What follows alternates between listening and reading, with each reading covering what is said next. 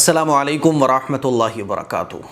قرآن مجید کے ترجمے اور تفسیر کی ایک نئی کلاس کے ساتھ میں آپ لوگوں کی خدمت میں حاضر ہوں۔ آج ہم لوگ پڑھنے جا رہے ہیں رکوع نمبر 17 کا ترجمہ اور تفسیر۔ لاسٹ رکوع میں ہم لوگوں نے پڑھا تھا کہ اللہ تعالیٰ نے حضرت موسیٰ علیہ السلام کو اور ان کی قوم کو فرعون سے نجات دی اور سمندر پار کرنے کے بعد وہ ایک بستی میں چلے گئے۔ اب جب فرعون کے قید سے نجات مل گئی، حضرت موسیٰ علیہ السلام نے اپنی قوم کو اللہ کے حکم سے آزاد کرا لیا۔ اب ضرورت اس بات کی تھی کہ بنی اسرائیل جو قوم ہے اس کو احکام ملے زندگی گزارنے کی، کہ زندگی کیسے گزارنی ہے، کیا صحیح ہے کیا غلط ہے۔ اب ان کو ایک کتاب دی جائے، جس کے لیے اللہ تعالیٰ نے حضرت موسیٰ علیہ السلام کو کوہ طور پر بلایا، جہاں پر 40 دن حضرت موسیٰ علیہ السلام نے قیام کیا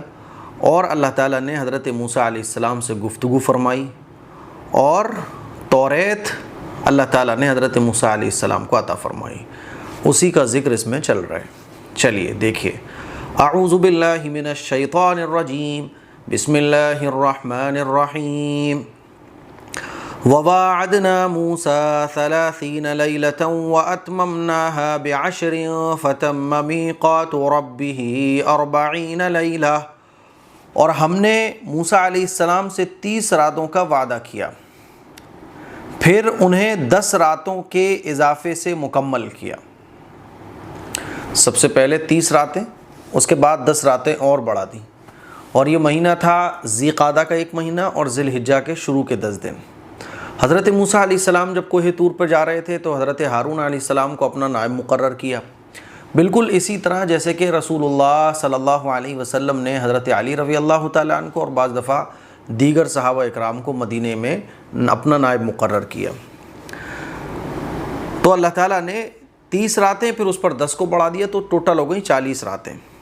وَقَالَ مُوسَىٰ لِأَخِيهِ هَارُونَ اخْلُفْنِي فِي قَوْمِي وَأَصْلِحْ وَلَا تَتَّبِعْ سَبِيلَ الْمُفْسِدِينَ۔ جب حضرت موسیٰ علیہ السلام کوہ طور پر جا رہے تھے تو اپنے بھائی حضرت ہارون علیہ السلام سے کیا کہا؟ اللہ تعالیٰ فرما رہا ہے، اور موسیٰ علیہ السلام نے اپنے بھائی ہارون سے کہا کہ میری غیر موجودگی میں میری قوم کا انتظام سنبھالنا، اصلاح کرتے رہنا اور بگاڑ پیدا کرنے والوں کے راستے کی پیروی نہیں کرنا۔ یہ حضرت موسیٰ علیہ السلام نصیحتیں وغیرہ کر کے چلے گئے۔ دیکھیں، وَوَاعَدْنَا، اور ہم نے وعدہ کیا موسیٰ علیہ السلام سے 30 لیلہ 30 راتوں کا، وَأَتْمَمْنَاهَا، اور ہم نے ان 30 راتوں کو مکمل کیا، ب10 10 کے ساتھ، فَتَمَّ، تو مکمل ہو گیا، میقات ربہ، ان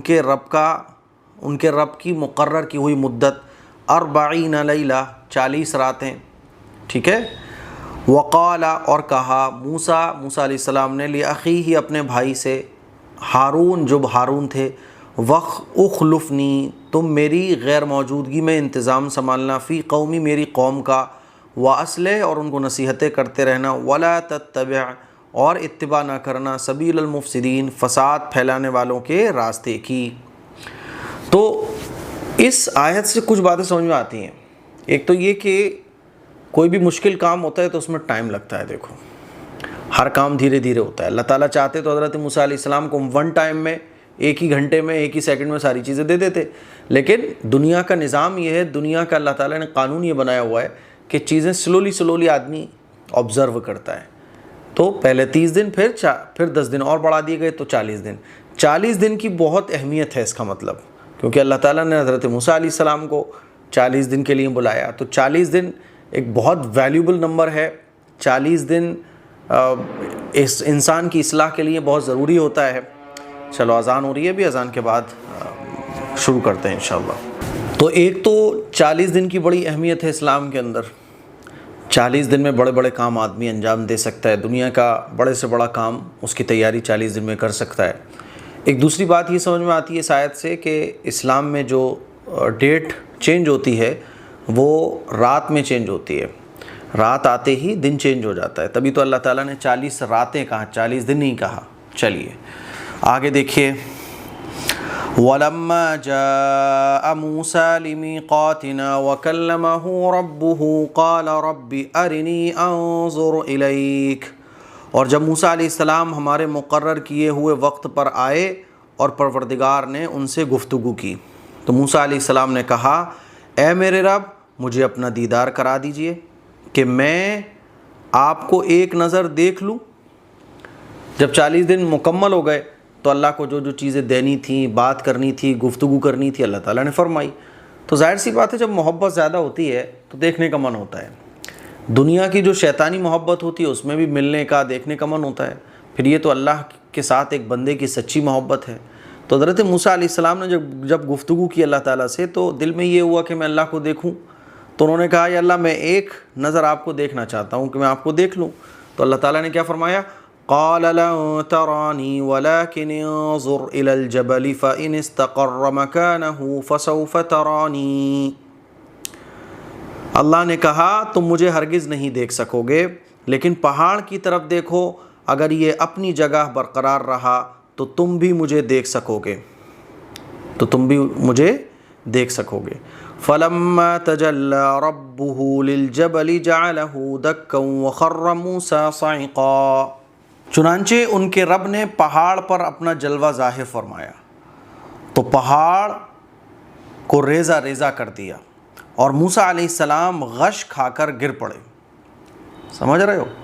اللہ تعالیٰ نے کیا کہا کہ تم مجھے نہیں دیکھ سکتے، اچھا دیکھو چلو یہ پہاڑ کتنا بڑا تمہیں نظر آ رہا ہے، یہ اتنا بڑا ہے نا، کتنا مضبوط ہوتا ہے پہاڑ، کتنا زبردست ہوتا ہے، اس پہاڑ کو دیکھو تم، اس پہاڑ پہ اللہ کے نور کی ہلکی سی تجلی پڑے گی اور یہ پہاڑ کا کیا حال ہونے والا ہے دیکھو۔ تو پہاڑ پر اللہ تعالیٰ نے جلوہ ظاہر فرمایا تھوڑا سا، تو پہاڑ جو ہے نا وہ ریزہ ریزہ ہو گیا، اور جب وہ پہاڑ ریزہ ریزہ ہوا تو موسیٰ علیہ السلام اس کی بھی تاب نہ لگ سکے اور بے ہوش ہو کے گر پڑے۔ فلما افاق قال سبحانك تبت الیک وانا اول المؤمنین، پھر جب ان کو ہوش آیا تو کہنے لگے آپ کی ذات پاک ہے، میں آپ کے حضور معذرت کرتا ہوں اور میں سب سے پہلے ایمان لاتا ہوں۔ معذرت کرنے لگے کیونکہ دنیا کے اندر اللہ کو دنیا کی آنکھوں سے دیکھنا یہ پاسبل ہی نہیں ہے۔ اب کچھ لوگ بولتے ہیں نا کیوں پاسبل نہیں ہے؟ ارے بھائی ان آنکھوں میں اتنی طاقت نہیں ہے، ہم تو سورج کی روشنی کو نہیں دیکھ سکتے، سورج کی طرف آنکھیں کر کے دیکھ لو آپ، اللہ کی بنائی ہوئی ایک اتنی سی چھوٹی سی مخلوق ہے، اتنی خطرناک آوازیں ہوتی ہیں اس کائنات کے باہر، بلیک ہولز ہیں اور بھی بہت ساری چیزیں ہیں، ایسی خطرناک آواز ہے کہ اس کو ہم اپنے کانوں سے سن نہیں سکتے ہیں کیونکہ ہمارے کانوں کے اندر وہ طاقت نہیں ہے۔ انسان کی باڈی ایک لمیٹڈ ایریا میں کام کرتی ہے، دیکھو ہماری آنکھوں کی جو روشنی ہے، ہمارے جو دیکھنے کی طاقت ہے وہ ایک لمیٹڈ ہے، سننے کی طاقت ہے وہ ایک لمٹ میں کام کرتی ہے، سونگھنے کی طاقت ہے، چیٹی ایک چینی کا دانہ بھی سونگھ کے بتا دے گی، ہم نہیں سونگھ پائیں گے۔ تو اللہ تعالیٰ نے ہماری انسان کی جو چیزوں کو بنایا وہ اتنی نہیں ہے کہ ہر چیز کو سن لے، ہر چیز کو دیکھ لے۔ اللہ کی بنائی ہوئی چیزوں کو بھی ہم صحیح سے نہیں دیکھ سکتے تو اللہ کو کیسے دیکھ سکتے ہیں؟ تو اس دنیا کے اندر پاسبل نہیں ہے۔ ہاں آخرت میں اللہ کا دیدار ہوگا، جنتیوں کو اللہ کا دیدار ہوگا، اللہ کو ہر انسان دیکھے گا، لیکن اس دنیا میں یہ چیز پاسبل نہیں ہے۔ تو حضرت موسیٰ علیہ السلام نے تمنا ظاہر کر دی تو اللہ تعالیٰ نے کہا کہ دنیا میں پاسبل نہیں ہے، چلو اچھا پھر بھی تمہاری تسلی کے لیے ہم تمہیں بتا دیتے ہیں کیوں پاسبل نہیں ہے۔ اس لیے پاسبل نہیں ہے کیونکہ دنیا کی آنکھیں اور دنیا کی جو باڈی ہے وہ اللہ کے دیدار کی تاب ہی نہیں لا سکتی۔ دیکھو پہاڑ ریزہ ریزہ ہو گیا اور تم اس کو دیکھ کر ہی غش کھا کے گر پڑے، سمجھ رہے ہو؟ تو نہیں دیکھ پاؤ گے دنیا کی آنکھوں سے۔ تو حضرت موسیٰ علیہ السلام کہنے لگے اللہ تو پاک ہے، میں معذرت چاہتا ہوں، میں سب سے پہلے ایمان لاتا ہوں۔ اور یہ جو اللہ کو دیکھنے کی تمنا تھی یہ کوئی اشکال کے اور اعتراض کے طور پر نہیں تھی بلکہ محبت کی بنا پر تھی، ٹھیک ہے؟ چلیے جیسے ایمان والے بعض دفعہ اللہ کو دیکھنے کی چاہت رکھتے ہیں، ہے نا، جنت کی تمنا کرتے ہیں، تو یہ کوئی اعتراض میں نہیں ہوتا بلکہ محبت میں ہوتا ہے۔ دیکھیے ولما، اور جب جاء آئے موسیٰ علیہ السلام لمیقاتنا ہمارے مقرر کیے ہوئے وقت پر، وکلمہ ان سے کلام کیا رب ان کے رب نے، قال انہوں نے کہا ربی اے میرے پروردگار ارنی اپنا دیدار کرا دیجئے، انظر الیک میں آپ کو ایک نظر دیکھ لوں۔ فلما پھر جب تجلی جلوہ ظاہر کیا ربہ ان کے رب نے للجبل پہاڑ پر جعلہ تو وہ ہو گیا دکن ریزہ ریزہ ہو گیا وخر اور گر گئے موسیٰ علیہ السلام صعقا غش کھا کر چکر کھا کر گر گئے فلما پھر جب افاقا موسیٰ علیہ السلام کو ہوش آیا قالا تو کہنے لگے سبحانک اے اللہ آپ کی ذات پاک ہے تبتو الیک میں آپ سے معذرت چاہتا ہوں میں آپ سے معذرت کرتا ہوں تب اور وانا اور میں اول المؤمنین سب سے پہلے ایمان لاتا ہوں. آگے دیکھیے قال یا موسیٰ انی اصطفیتک علی الناس برسالاتی وبکلامی اللہ نے کہا اے موسیٰ میں نے تم کو تمام لوگوں پر اپنی رسالت اور اپنی ہم کلامی کا شرف بخشنے کے لیے منتخب کر لیا ہے میں نے تمہیں منتخب کر لیا ہے فخذ ما آتیتک وکن من الشاکرین لہذا جو کچھ میں تمہیں دے رہا ہوں اسے لو اور شکر ادا کرتے رہو. اللہ تعالیٰ نے کیا کہا کہ میں نے تم اپنی رسالت کے لیے منتخب کیا میں نے تم سے کلام فرمایا اب تمہیں کتاب بھی دے رہا ہوں آسمانی اسی لیے اس کو مضبوطی سے پکڑو اس پر عمل کرو عمل کرواؤ جا کے اور شکر ادا کرنے والے بنو. شکر کتنی بڑی چیز ہے کہ جب پیغمبروں کو کہا جا رہا ہے کہ شکر کرنے والوں میں سے ہو جاؤ. یا موسیٰ قالا اللہ تعالیٰ نے کہا یا موسیٰ اے موسیٰ انی بے شک میں نے اصطفیتک تمہیں چنا ہے علی الناس لوگوں پر برسالاتی اپنی رسالت کے لیے وبکلامی اور ہم کلامی کے لیے فخذ تو تم مضبوطی سے پکڑو ما اس چیز کو آتیتک جو میں نے تمہیں دی ہے وکم اور ہو جاؤ من الشاکرین شکر کرنے والوں میں سے. آگے دیکھیے وَكَتَبْنَا لَهُ فِي الْأَلْوَاحِ مِن كُلِّ شَيْءٍ مَوْعِظَةً وَتَفْصِيلًا لِكُلِّ شَيْءٍ فَخُذْهَا بِقُوَّةٍ وَأْمُرْ قَوْمَكَ يَأْخُذُوا بِأَحْسَنِهَا سَأُرِيكُمْ دَارَ الْفَاسِقِينَ. اچھا جی اور ہم نے اس کے لیے چند تختیوں پر ہر قسم کی نصیحت اور ہر بات کی وضاحت لکھ دی تھی لہٰذا اسے مضبوطی سے تھام لو اور اپنی قوم کو بھی حکم دو کہ وہ اسے اچھی طرح تھامے رہیں میں عنقریب تمہیں نافرمانی کرنے والوں کی جگہ بھی دکھا دوں گا یعنی جہنم. اللہ تعالیٰ نے جب توریت دی تو اس وقت میں جو بھی لکھنے کا طریقہ ہو جس چیز پہ بھی لکھا جاتا ہو تختیاں درختوں کے بڑے بڑے پتوں پر بھی ہو سکتی ہیں وہ جیسی بھی اس کی شکل ہو لکڑی کی چھالوں پر بھی ہو سکتی ہے تو اللہ تعالیٰ نے تمام چیزیں یعنی کیا حلال ہے کیا حرام ہے اور تمام نصیحتیں وہ سب دے دیں اور یہ بھی کہا کہ اب اپنی قوم کو اس پر عمل کرواؤ اور جہنم نافرمانی کرنے والوں کی جگہ بھی دکھا دوں گا یعنی مرنے کے بعد بہت جلد ایسا آئے گا کہ نافرمانی کرنے والوں کی جگہ بھی سب لوگ دیکھ لیں گے اور میں آپ کو ویسے بھی دکھا دوں گا ہے نا. چلیے وَكَتَبْنَا اور ہم نے لکھ دی وضاحت ہم نے ہر قسم لکھ دی لہو ان کے لیے فی الالواح تختیوں میں من کل شیء ہر چیز کی موعظتاً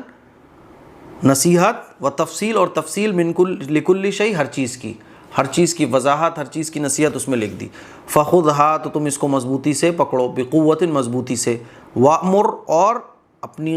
حکم دو قومک اپنی قوم کو یاخذو کس چیز کا حکم دو کہ وہ تھامے رہیں اس کو باحسنھا اچھی طریقے سے سأریکم ان قریب میں تم کو دکھا دوں گا دار الفاسقین نافرمانی کرنے والوں کی جگہ. آگے دیکھیے سأصرف عن آیاتی الذین یتکبرون فی الارض بغیر الحق ان قریب میں اپنی نشانیاں ان لوگوں کو بے توجہ کر دوں گا ان قریب میں اپنی نشانیوں سے ان لوگوں کو بے توجہ کر دوں گا جو زمین میں ناحق تکبر کرتے ہیں. اس کا مطلب کیا کہ جو تکبر کرتے ہیں جن کو حق قبول ہی نہیں کرنا ہے تو وہ اس کی طرف توجہ ہی نہیں دیں گے اور وہ اس کو قبول ہی نہیں کریں گے یعنی ہم ان کو ہٹا دیں گے کہ تم ادھر آؤ مت کیونکہ نالائق لوگوں کی یہاں کوئی جگہ نہیں ہے کہ وہ توریت کو پکڑیں توریت کو پڑھنے کی کوشش کریں پیغمبر کی طرف متوجہ ہوں. تو اللہ تعالیٰ فرما رہا ہے ان قریب میں اپنی نشانیوں سے ان لوگوں کی بے توجہ کر دوں گا جو زمین میں ناحق تکبر کرتے ہیں. وَإِن يَرَوْا كُلَّ آيَةٍ لَا يُؤْمِنُوا بِهَا اگر وہ تمام نشانیاں دیکھ لیں تب بھی ایمان نہ لائیں. وَإِن يَرَوْا سَبِيلَ الرُّشْدِ لَا يَتَّخِذُوهُ سَبِيلًا اگر ہدایت کا راستہ دیکھ لیں تو اس کو اختیار نہ کریں. وَإِن يَرَوْا سَبِيلَ الْغَيِّ يَتَّخِذُوهُ سَبِيلًا، اور گمراہی کا راستہ دیکھیں تو اس کو اختیار کر لیں، ایسا ان کی طبیعت ہو جائے گی، کیونکہ وہ نالائقی پر نالائقیاں، بدتمیزی پر بدتمیزیاں، ہٹ درمی، ضد اڑے چلے جا رہے ہیں کہ نہیں صاحب ہر چیز میں کیڑے نکالنا ہے، ہر چیز میں اعتراض کرنا ہے، تو ٹھیک ہے اب تم جاؤ، تو اب تمہیں ہدایت ملے گی نہیں۔ ذَلِكَ بِأَنَّهُمْ كَذَّبُوا بِآيَاتِنَا وَكَانُوا عَنْهَا غَافِلِينَ، اور جن لوگوں نے اچھا، اور ایسا اس لیے ہے کہ انہوں نے ہمارے احکام کو جھٹلایا تھا اور وہ ان سے غفلت برتا کرتے تھے۔ ٹھیک ہے، دیکھیں لفظی ترجمہ، سأصرف، ان قریب میں ان کو بے توجہ کر دوں گا، عن آیاتی، اپنی ان نشانیوں سے، اپنی نشانیوں سے ان لوگوں کو، یتکبرون، جو تکبر کرتے ہیں، فی الارض، زمین میں، بغیر الحق، ناحق، وَإِن يَرَوْا، اور اگر وہ دیکھ لیں، کل آیتن، اور اگر وہ تمام نشانیاں دیکھ لیں، لا یؤمنون، تو وہ ایمان نہیں لائیں گے، بہا، اس پر، وَإِن يَرَوْا، اور اگر وہ دیکھ لیں، سبیل الرشد، ہدایت کا راستہ، لا یتخذوہ، تو وہ اس کو اختیار نہیں کریں گے، وَإِن يَرَوْا، اور اگر وہ دیکھ لیں، سبیل الغی، گمراہی کا راستہ، یتخذوہ سبیلا، تو وہ اس کو اختیار کر لیں گے۔ ذَلِكَ بِأَنَّهُمْ، اور یہ اس لیے ہے کہ انہوں نے کذبوا، جھٹلایا، بِآیاتنا، ہماری نشانیوں کو، وَكَانُوا عَنْهَا، اور وہ اس سے غافلین، غفلت برتنے والے تھے۔ وَالَّذِينَ كَذَّبُوا بِآيَاتِنَا وَلِقَاءِ الْآخِرَةِ حَبِطَتْ أَعْمَالُهُمْ هَلْ يُجْزَوْنَ إِلَّا مَا كَانُوا يَعْمَلُونَ، اور جن لوگوں نے ہماری آیتوں کو اور آخرت کی ملاقات کو جھٹلا دیا، ان کے تو اعمال ہی برباد ہو گئے، وہ اپنے کرتوت کی سزا پا کر رہیں گے۔